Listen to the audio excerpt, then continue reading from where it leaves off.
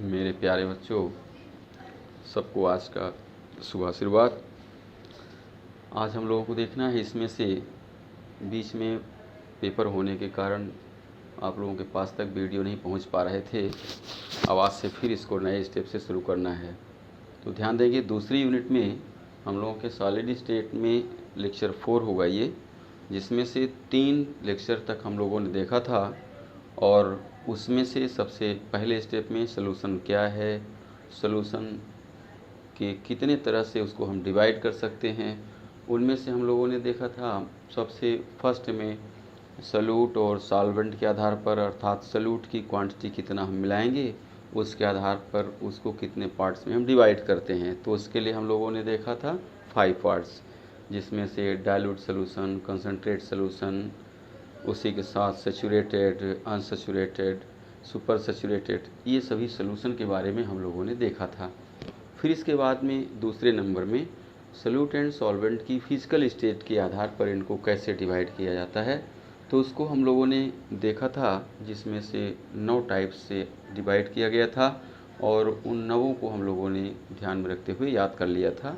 सबके घरेलू एग्जाम्पल भी हम लोगों ने देखा था और वो अच्छे से कम्प्लीटली पूर्ण हो चुके थे।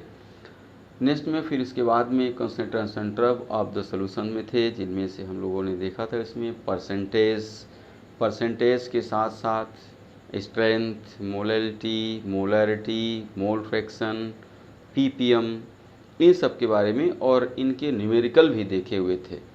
ठीक, तो हम लोग पहले वाले में से लगभग ये 3 लेक्चर कंप्लीट कर लिए थे और वो चल भी रहे थे।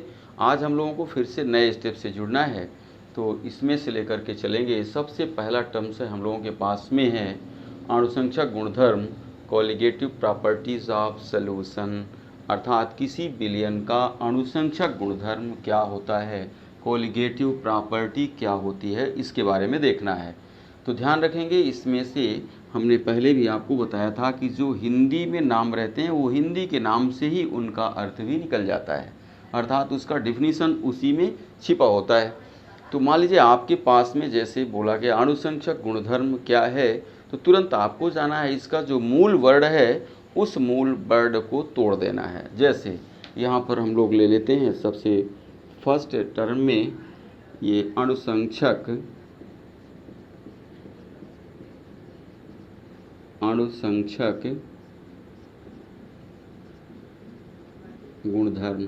गुणधर्म तो तात्पर्य हो गया सामान्यतः विलयन के गुणों से, लेकिन कैसे गुण होने चाहिए, किस पर डिपेंड होना चाहिए, तो इसके लिए हम लोगों को इसमें आना है। अणु माने अणुओं की संख्या पर यहाँ पर दिया हुआ है। अर्थात अब परिभाषा देखेंगे आप इसका।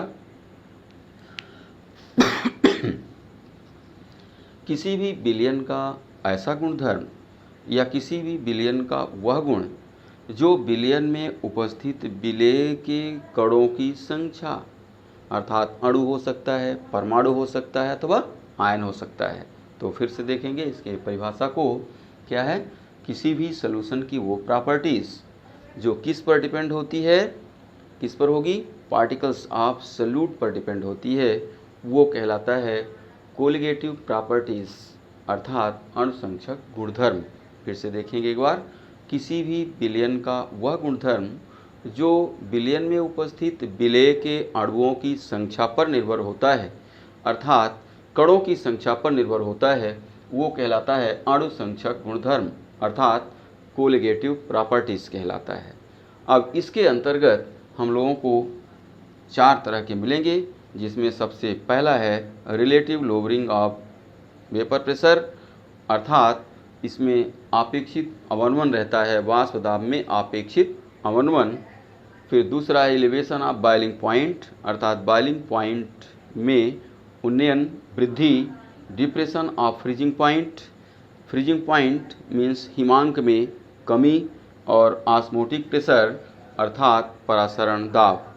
इन चारों को हम लोगों को रेगुलर पढ़ना है और ये मुख्य पार्ट्स हैं। इसमें से 4 नंबर का क्वेश्चन एक पूछता है। इसके पहले हम लोग यहाँ पर जैसे इसको देखे थे अणुसंख्यक गुणधर्म को, तो उसके बाद में इसमें अब देख लेना है थोड़ा सा पार्टिकल्स कौन कौन से होंगे, इसमें कौन कौन से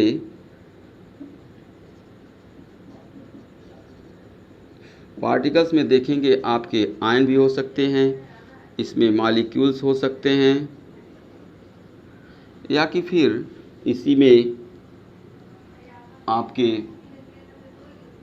एटम्स हो सकते हैं।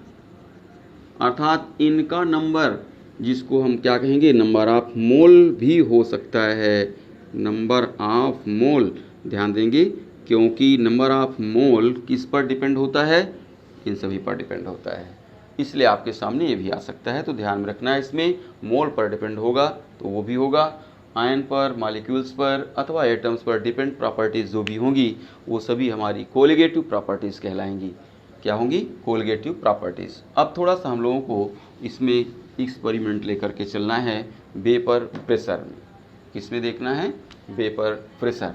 तो इसको आप सामान्य तौर से देखेंगे। पहले ये आपने एक बीकर ले लिया और नेचुरली देखना है अपने से हमारे इन्वायरमेंट में क्या हो रहा है, अर्थात वातावरण में कैसे घटना घटित होती है, इसको आप लेकर के चलेंगे, बैठ जाएगा हम लोगों के दिमाग में, कभी भी भूलने वाला नहीं है। तो जैसे इसमें से आप ले लीजिए वाटर या वेपोराइज होने वाला कोई अन्य भी सॉल्वेंट ले सकते हैं हम। अब थोड़ा सा देखेंगे कि इसमें होता क्या है। जैसे मान लीजिए आपने इसमें भर दिया, इसके ऊपर से यहाँ से एयर गुजरता है, एयर इसके अंदर भी आता है, फिर ऊपर की ओर जाता है। तो हम लोग क्या देखेंगे, जब यहाँ से एयर इसका गुजरेगा तो एयर गुजरने के साथ ही साथ इसमें क्या होगा, नीचे से जो वाटर मॉलिक्यूल्स होंगे वो भी ऊपरी लेयर में जो होंगे वहाँ से ये एक एक करके ऊपर की ओर उड़ना, अर्थात ऊपर की ओर मूव करना स्टार्ट करेंगे।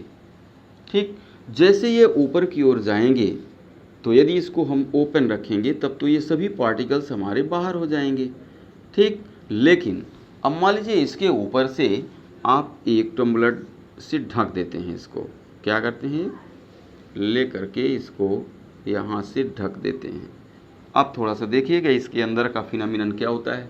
अब जैसे ही ढक देते हैं तो इसके अंदर से ये जैसे ही वाष्प ऊपर आती हैं, लेकिन ऊपर जितने आएंगी उतने ही, क्योंकि बाहर जा नहीं पाएंगी अब, तो यहाँ पर क्या होंगी, कंडेंसेस हो जाएंगी। अर्थात यहाँ पर वेपोराइजेशन चल रहा है और यहाँ पर कंडेंसेशन चल रहा है, दोनों प्रोसेस एक साथ चल रहे हैं। आप ये देखेंगे दोनों में। तो ऊपर जब ये कंडेंसेस होंगे तो ऊपर से नीचे की ओर आएंगे और नीचे वाले पार्टिकल्स जो होंगे वो आपके ऊपर की ओर जाएंगे। तो इसके बीच में एक ऐसी स्टेज आ जाएगी जिसको हम लोग इक्विलिब्रियम स्टेट कहेंगे, साम्य अवस्था आ जाएगी। और इस इक्विलिब्रियम स्टेट में नीचे से ऊपर जाने वाले वेपर और ऊपर से नीचे की ओर आने वाले वेपर दोनों एक इक्विलिब्रियम स्टेट पर रुक जाएंगे। उस कंडीशन में, मीन्स उस स्थिति में, इसके ऊपर जो वेपर के द्वारा डाला गया प्रेशर होगा, वेपर द्वारा डाला गया जो इसमें प्रेशर होगा, वो प्रेशर हमारा कहलाएगा क्या, वेपर प्रेशर। वेपर प्रेशर उसको कहेंगे हम वाष्प दाब।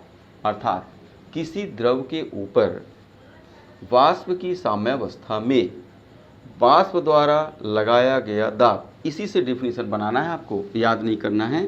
किसी द्रव के ऊपर, द्रव आपका विलायक हो गया, प्योर अवस्था में है, तो किसी भी द्रव के ऊपर, द्रव की वाष्पित होने के बाद क्या होगा, वाष्प होगा ऊपर, तो वाष्प द्वारा द्रव के ऊपर लगाया गया दाब, द्रव के ऊपर लगाया गया दाब वाष्प दाब मीन्स वेपर प्रेशर कहलाता है। क्या कहलाएगा, वेपर प्रेशर कहलाता है। ठीक, तो इस तरह से हम लोगों ने इसमें देखा है। तो इसमें क्या हो जाएगा, वाष्प दाब क्या होगा, किसी भी द्रव के ऊपर उसके वाष्प द्वारा लगाया गया दाब वाष्प दाब कहलाता है। अर्थात कोई भी लिक्विड हो, उसके ऊपर से जो उसी के वेपर के द्वारा प्रेशर डाला जा रहा है वो प्रेशर हमारा वेपर प्रेशर कहलाएगा, वेपर प्रेशर कहलाएगा। अब देखेंगे थोड़ा सा इसमें वाष्प दाब में अवनमन से क्या तात्पर्य हम लोगों का, तो फिर से देखते हैं। इसके लिए एग्जाम्पल तौर पर हम लोग लेकर के चलेंगे, इसको ध्यान में रखेंगे, बस समझ में आना चाहिए अपने, बाकी आपको नोट में मिलेगा सभी इसका। तो वाष्प दाब में अवनमन, इसको देखेंगे।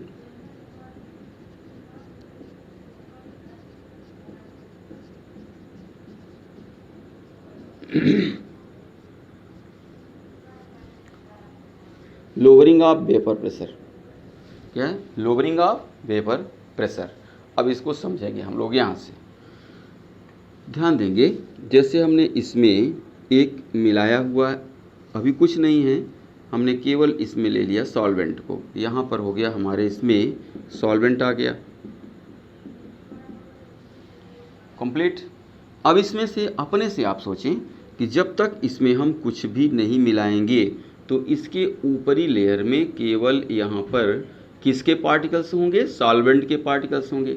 और ये सॉल्वेंट के पार्टिकल्स धीरे धीरे ऊपर की ओर से भी मूव करेंगे और मूव करके बाहर आ जाएंगे और एक निश्चित समय के बाद ये एक इक्विलिब्रियम स्टेट पर आ जाएंगे और इक्विलिब्रियम स्टेट पर आकर के इसके ऊपर वेपर प्रेशर बना देंगे। क्या बनाएंगे, वेपर प्रेशर बना देंगे। ठीक, अर्थात इसके ऊपर से ये ऊपर जाएंगे और ऊपर से नीचे की ओर भी वेपर प्रेशर लग जाएगा, अर्थात ये इसका वेपर प्रेशर हो गया। क्लियर था, हम लोगों ने इसके पहले एक्सपेरिमेंट में देखे थे। अभी अब थोड़ा सा अपने से सोचना है आपको। मान लीजिए इसमें आपने एक नॉन वोलेटाइल सोल्यूट पार्टिकल्स मिला दिए, सोल्यूट को मिला दिए। सपोज कीजिए नमक को आपने इसमें मिला दिया। क्या मिला दिया इसमें, यहाँ पर आपने ले लिया था H2O और यहाँ पर H2O हो गया। अब इसमें मिला लीजिए NaCl, तो ये सॉल्वल है बट नॉन वेपराइज होने वाला है। तो अब इस कंडीशन में जब NaCl इसमें सॉल्वल हो जाएगा, सॉल्वल होने के बाद ये बीच बीच में आपके जहाँ वाटर मॉलिक्यूल्स थे उन्हीं के बीच में सपोज कीजिए यहाँ पर जैसे हो गया, यहाँ हो गया, ये NaCl के पार्टिकल्स भी आ जाएंगे। ये आ गए। अब अपने से सोचेंगे यहाँ पर NaCl पार्टिकल्स हो गए।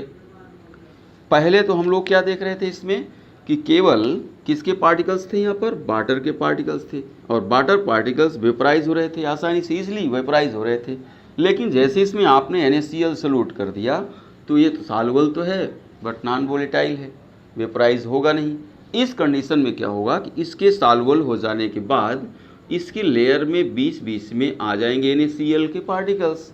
और अपने से अब सोचिए कि जिस स्थान पर NaCl पार्टिकल्स होंगे वहाँ से वाटर मॉलिक्यूल्स तो ऊपर जा नहीं पाएंगे।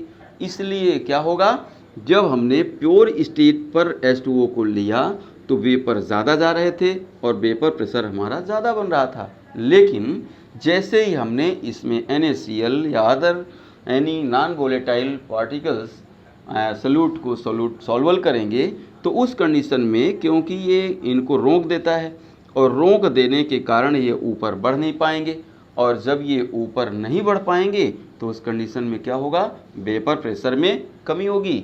अर्थात इस कंडीशन को कहा जाता है क्या, लोअरिंग ऑफ वेपर प्रेशर। अर्थात सिंपली देखेंगे जब किसी प्योर सॉल्वेंट में किसी नॉन वोलेटाइल सोल्यूट को सॉल्वल कर दिया जाता है तो इसके वेपर प्रेशर में जो कमी होती है, डिक्रीजिंग होती है, उसको कहा जाता है लोअरिंग ऑफ वेपर प्रेशर। अर्थात वाष्प दाब में कमी, वाष्प दाब में अवनमन। ठीक, नेक्स्ट चलते हैं, समझ में आ गया ये। अब अगला आता है, इसमें से 4 हैं हम लोगों के पास में। कौन कौन से हैं, टाइप ऑफ कोलिगेटिव प्रॉपर्टीज़ में सबसे फर्स्ट है relative lowering of vapour pressure, second है elevation of vapour pressure, third है डिप्रेशन ऑफ फ्रीजिंग पॉइंट और फोर्थ में है ऑस्मोटिक प्रेशर। इन चारों को एक बार फिर से आप देख लें तब आगे बढ़ते हैं। फिर relative lowering of vapour pressure, lowering of vapour pressure आपने देखा था, लेकिन relative lowering of vapour pressure रहेगा। ठीक, इसके पहले हम लोगों से इससे रिलेटेड कुछ लॉ हैं, नियम हैं, उनको देखना पड़ेगा। ठीक, तो दूसरा है elevation of boiling point, means boiling point में क्या हो जाता है, वृद्धि हो जाती है, एलिवेशन होता है। थर्ड में है डिप्रेशन ऑफ फ्रीजिंग पॉइंट में कमी होना, डिप्रीज होता है। और ऑस्मोटिक प्रेशर, इन सभी टर्म्स को हम लोगों को क्रमशः देखना है। आज देखेंगे इसमें रिलेटिव लोअरिंग से रिलेटेड कुछ टर्म्स हैं जिनको हम लोगों को देखना है। तो फर्स्ट नंबर में इसको लेके चलते हैं। सबसे फर्स्ट इसमें एक है राउल्स लॉ।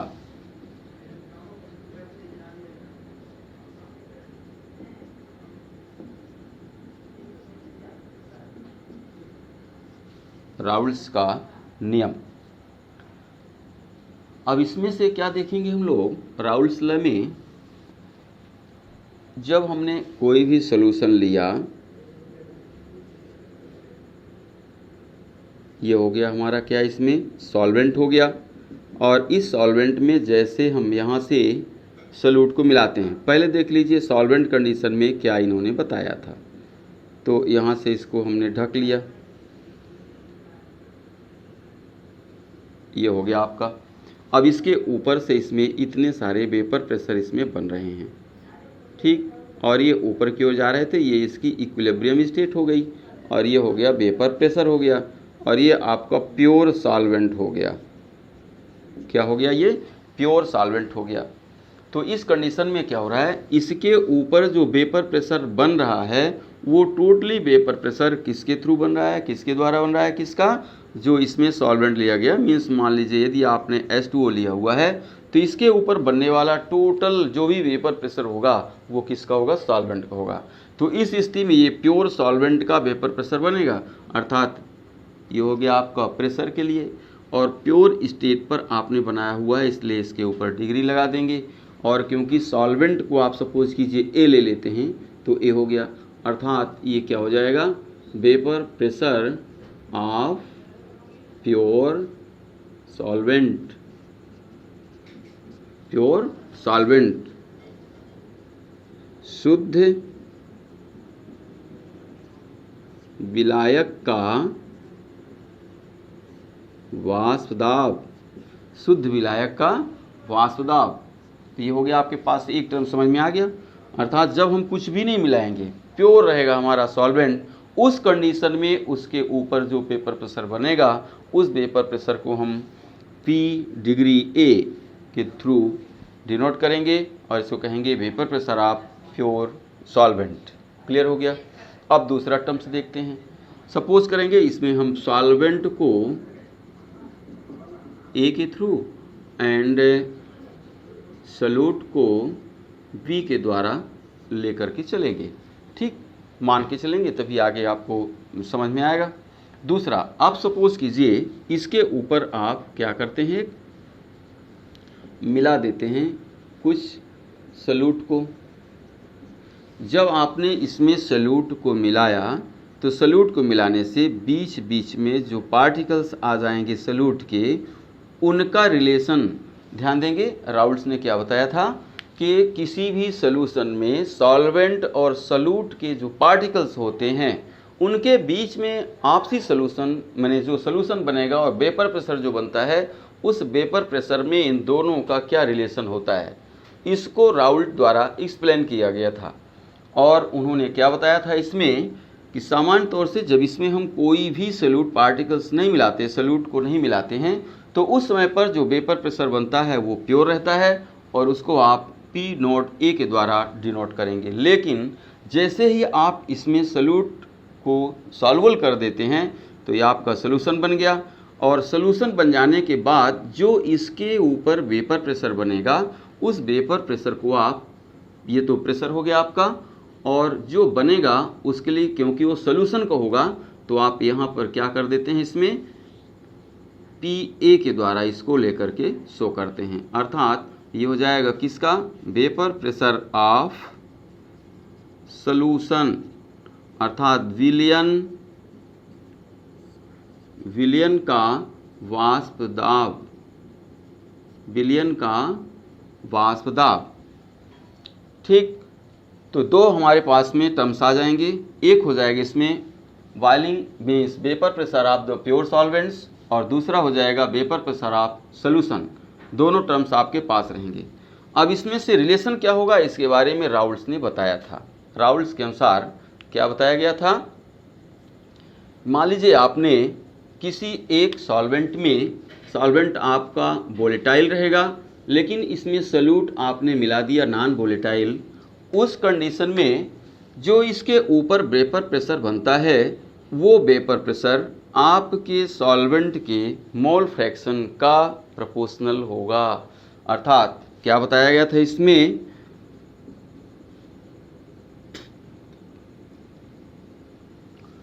प्योर सॉल्वेंट के यहाँ पर सॉल्यूशन में प्रोपोर्शनल XA।